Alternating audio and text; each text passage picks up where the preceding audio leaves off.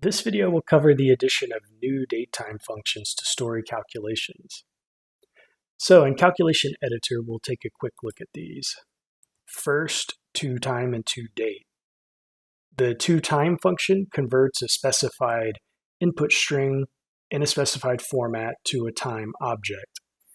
So in the example given here, we've specified hours, minutes, seconds, and our input of 20 hours 39 minutes is converted to 8:39 p.m.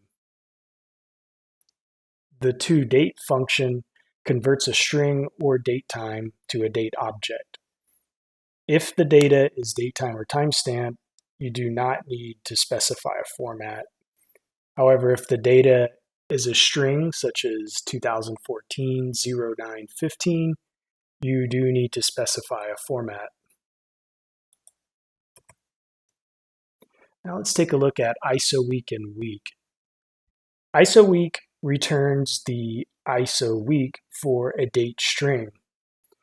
In the example below, our input is 01/01/2017, so the ISO week function returns 2016 week 52. In the week function, for a specified date, it returns the week as a number. In the example given, our input is 2012 0323, so the return is the number 12.